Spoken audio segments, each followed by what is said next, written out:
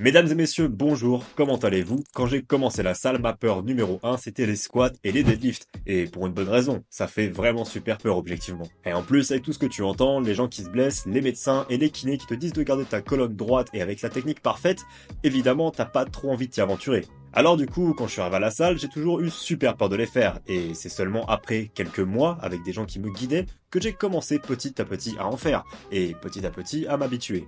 Sauf que ma peur de ne pas avoir la technique parfaite était toujours en moi, et je voulais toujours faire des micro-ajustements pour avoir le dos parfaitement droit. Et à cause de ça, impossible de prendre confiance en moi.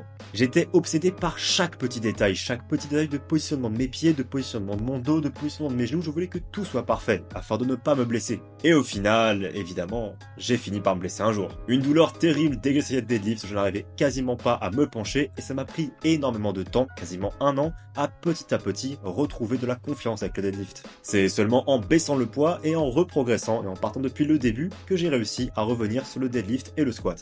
Et du coup, pendant cette blessure, je me suis questionné sur beaucoup de notions intéressantes. Comment ça se fait que je m'étais blessé si j'avais la technique parfaite? Je faisais pourtant chaque chose parfaitement, ma colonne était droite, mes genoux étaient parfaitement alignés. Pourquoi je me suis blessé? Alors je me suis demandé, et si notre obsession de la technique était très mal fondée? Qui a dit que notre corps devrait rester droit? Qui a dit qu'on allait se blesser si notre corps ne restait pas droit? Eh bien, cette idée découle de Stuart McGill, un professeur en Amérique qui, en analysant des colonnes vertébrales de cochons morts, a vu qu'en effet, ne pas avoir la colonne droite pouvait causer plus de dégâts que de la torsionner dans tous les sens. Cependant, il est essentiel de comprendre que notre corps n'est pas une colonne de cochons morts. Capable d'une grande variété de mouvements et d'adaptations, notre colonne est super forte et super résiliente et il faut absolument apprendre à lui faire confiance. Bien sûr, garder le dos droit sur un deadlift est une méthode sûre pour éviter les blessures, mais garder ça constamment va peut-être t'exposer à des points faibles. Cela va fragiliser ton corps parce qu'il ne va pas apprendre à s'adapter à différents mouvements et différents endroits. Tu n'as pas besoin d'avoir le dos droit tout le temps et ton alignation n'a pas à être parfaite à chaque fois. Cela ne va pas réduire ton risque de blessure. Surtout que généralement, pour que ton corps puisse soulever la charge la plus lourde nécessaire, il va lui-même trouver la meilleure technique pour le faire. Ce n'est pas toi qui vas lui apprendre. Cette prise de conscience a été un tournant dans ma pratique et dans ma philosophie au niveau de la muscu et du sport en général. J'ai appris l'importance de l'écoute de mon corps, de l'ajustement progressif des charges et de la variabilité des mouvements.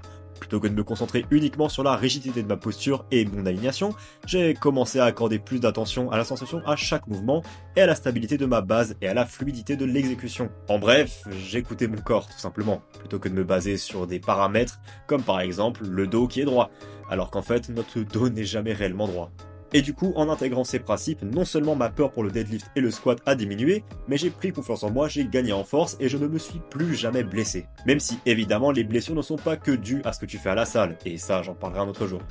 J'ai réalisé que, loin de se limiter à un ensemble strict de règles, faire du deadlift ou du squat, comme de nombreux autres exercices en fait, c'est une exploration personnelle. Et chacun trouve ce qui marche le mieux pour lui. Alors si vous partagez cette peur ou vous voulez repousser vos limites, mettez-vous en challenge d'apprendre le deadlift et le squat et de ne pas avoir peur du mouvement, mais de l'assimiler et de l'entraîner le plus possible. Faire des séries et des séries dans différentes positions, avec différentes formes de pieds, avec différentes prises. Et essaye de tout faire, essaye d'apprendre à ton corps à trouver la meilleure manière possible de soulever.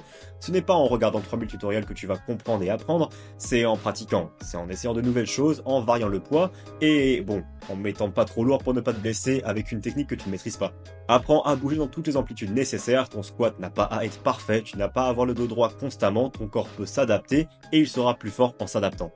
Merci de m'avoir écouté, et n'oubliez pas, le mouvement, peu importe sa forme, c'est la base de la vie.